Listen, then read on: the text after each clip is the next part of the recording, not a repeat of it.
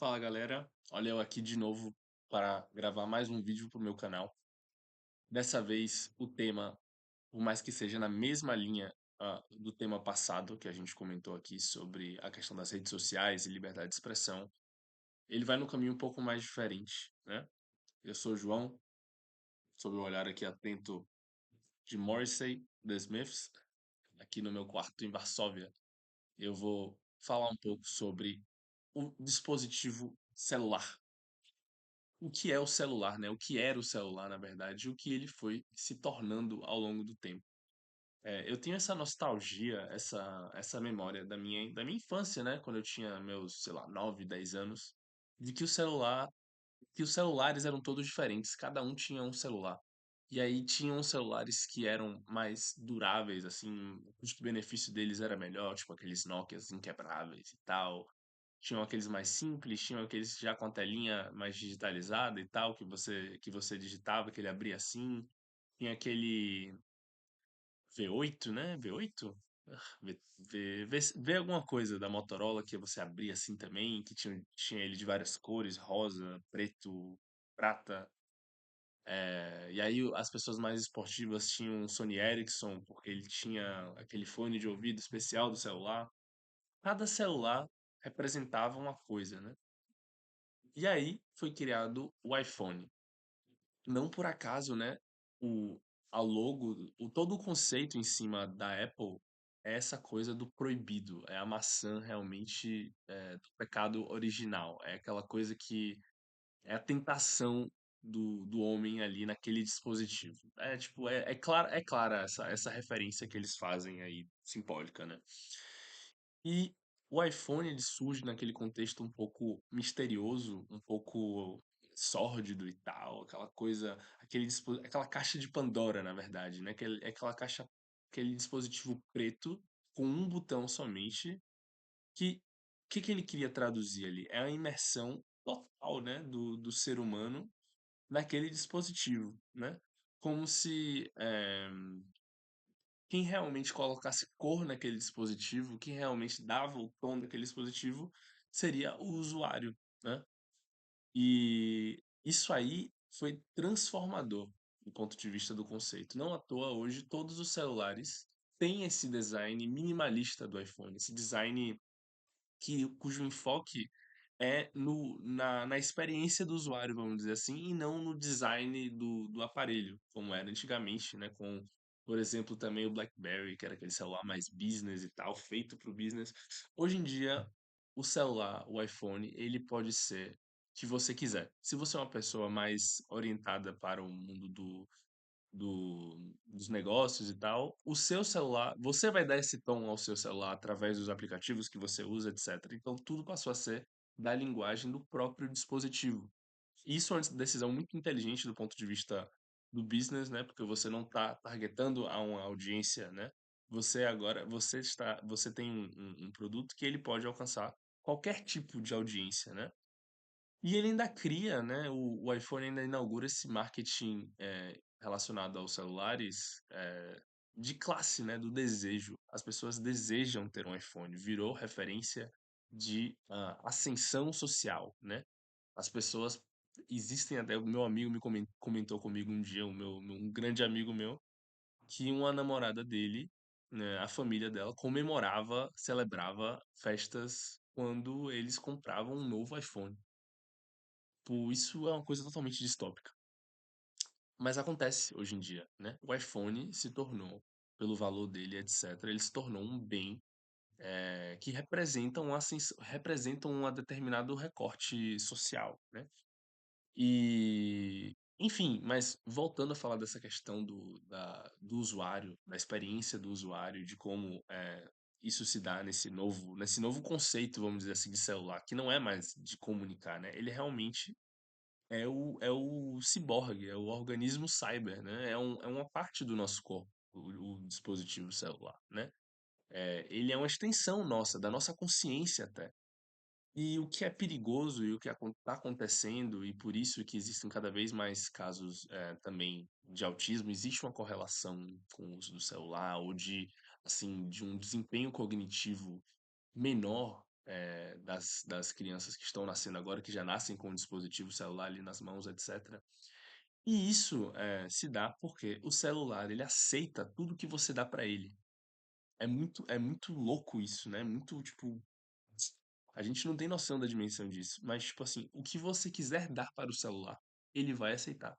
Então, se você quiser deixar de falar oralmente no seu dia a dia e quiser apenas digitar, você pode com o celular te proporciona isso. Ou se você quiser deixar de escrever, você pode se comunicar através de áudios no celular. Enfim, tudo que você der para o celular, ele vai aceitar. Tudo que você quiser, vamos dizer, digitalizar, né, tornar digital, tudo que você quiser transferir da sua capacidade para o celular, ele vai aceitar e de muito bom grado. E vai aprender através disso com a inteligência artificial que ele possui, né? Então, o dispositivo celular, ele é muito potente, mas ao mesmo tempo ele é muito perigoso, né? Eu vi umas reportagens esses dias dos anos 80 e tal, de futurólogos, vamos dizer assim, dizendo, no futuro você vai poder andar, nos anos 70 ou até antes um pouco também, você vai poder andar com o seu telefone por aí. E hoje em dia a gente está discutindo, através aí da evolução do celular, que eu acredito que seja, de fato, o óculos da Meta, porque, mas assim, nunca prescindindo do celular, vamos dizer assim, o celular sempre vai estar presente, junto, do seu uso do óculos. Mas esse óculos, você vai colocar ele e toda a sua realidade vai ser intermediada pelo óculos. Então, por exemplo, você vai conseguir ver na sua tela, por exemplo, ao mesmo tempo, as mensagens que você tem que ler aqui, sabe? O GPS aqui, o caminho que você tem que percorrer, que você tá ali andando em direção ao trabalho, por exemplo, ou enfim, para sair de noite e tal. E ao mesmo tempo você tá com o Spotify aberto aqui na sua visão, entendeu? E você vai controlando e tal através do dispositivo. E tudo isso com o auxílio de uma inteligência artificial. Então aquele filme Her, do Joaquin Phoenix, se torna também cada vez mais real. Cada vez mais a gente vai ter a nossa realidade, o nosso dia a dia ali, eh, assistido, literalmente assistido, do ponto de vista de ajudar, assistir no sentido de participar, né, por uma inteligência artificial. E ela vai induzir cada vez mais as nossas decisões, mais do que o celular já faz e tal. Então é realmente a gente tá, tipo, entrando de cabeça numa distopia. Tipo, é realmente é, o realizar de um mundo distópico e a gente tá, tipo, vivendo a cada dia que passa ou a cada ano que passa de forma mais intensa, assim, essa nova realidade, né? Mas sobre inteligência artificial também, eu acredito que eu vou gravar um vídeo sobre isso. É, é incrível, né, como a questão militar e a questão da democratização de coisas que são desenvolvidas primeiro em âmbito militar. É incrível como isso ainda acontece. Assim como a internet, que foi criada no contexto militar e depois foi exportada para o grande público, a gente está vendo a mesma coisa acontecer com esses óculos de inteligência artificial, com esses óculos de realidade aumentada. Ah, a Meta, em parceria com o exército americano, lançou e já estão sendo utilizados na guerra da Ucrânia, que inclusive é um grande laboratório de todas essas tecnologias, assim como eh, a, a invasão de Israel à Palestina. Todos esses tipos de guerra que são constantes e, assim, no caso da Rússia e da Ucrânia, de grandes proporções, ah, hum, existe um teste muito grande de armamento que são realizados nessas frentes. É chamada guerra híbrida, né? Você utiliza a guerra também como uma ferramenta de treinamento de técnicas, né, que são exportadas. Inteligência militar, no final das contas. Isso aí, os exércitos que passam por guerras, eles desenvolvem, os países, perdão, eles desenvolvem uma série de técnicas e tal. E agora a gente está vendo os drones sendo conduzidos por inteligência artificial, mas me referindo exatamente à questão dos óculos de realidade aumentada, a Meta desenvolveu capacetes de realidade aumentada. que estão sendo utilizados já na guerra, entendeu? E esses capacetes, eles são responsáveis por, ali, no momento, dizer para o soldado, por exemplo, alguma determinada coisa em relação ao território, onde está o inimigo, enfim, uma série de coisas que realmente fazem parte de um mundo distópico. E a gente está andando de cabeça para lá. E o problema é que não há voz de oposição em relação a isso, consolidada, porque não há uma alternativa. Isso é o mais perto que a gente tem de, por exemplo, da cura do câncer, ou do desenvolvimento de algo incrível, entendeu? Então, eu acho que existe um receio no sentido de parar esse desenvolvimento, entende? É nesse sentido que eu estou falando. E... Mas falta ali falta a discussão de uma questão ética em relação a isso tudo. E eu tenho visto, eu achei muito interessante isso, que o Papa Leão, o atual Papa, ele tem falado sobre isso. E é muito interessante, porque se o Vaticano assumir um papel de defesa do uso da ética na questão da inteligência artificial e a questão do Carlo Acutis como santo não é por acaso, vem nesse sentido de, de trazer a igreja para esse debate atual da questão digital e tal. E o Carlo Acutis, ele utilizava a internet, para quem não sabe, para poder divulgar a fé católica e tal. Ele criava sites em relação à igreja para espalhar o evangelho e etc. Então, hã,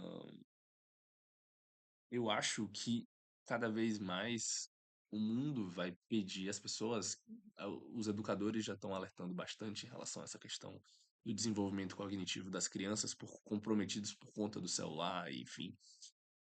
E cada vez mais vai existir essa demanda por uma liderança assim. E acho que o Papa Leão é o primeiro de uma geração aí de líderes, e o Vaticano é interessante em relação a isso, porque o Vaticano, ele, vamos dizer assim, não tem um compromisso, entre aspas, do dia a dia da política, vou colocar assim. Claro que tem, mas não como os outros estados, não da mesma forma. O Vaticano não tem exército, por exemplo. Então ele pode, de fato, focar nessas questões mais éticas e que não vão, assim, atingir, vamos dizer, de modo algum a realidade do Vaticano, do ponto de vista econômico, nada disso. Então ele tem esse espaço para fazer isso. Mas vamos ver, as cenas dos próximos capítulos. A gente já vê também a Europa falando um pouco mais sobre essa questão do uso do celular, a proibição dos celulares e de redes sociais para crianças até uma certa idade. E isso aí é fundamental para a gente proteger as crianças, proteger o desenvolvimento da nova sociedade, vamos dizer assim. Sem essa discussão, etc., a gente está caminhando para um rumo que não é determinado hum, visando ao bem comum, mas visando, como a gente discutiu no vídeo sobre a questão da liberdade de expressão e das redes sociais, um rumo determinado por empresas privadas, geridas por poucas pessoas. Ou seja, é uma oligarquia. A gente está caminhando de cabeça para uma oligarquia tecnológica, para uma distopia. A gente quer isso? Então a gente precisa discutir essas coisas. Mais um vídeo aí. Sair aí da seca já com dois de cara. E vem mais um aí. Obrigado, galera. Não deixem de curtir o vídeo, compartilhar com quem vocês acham que vale a pena, porque eu não quero que esse conteúdo também saia muito, é para ficar ali, tal, discussão. Obrigado.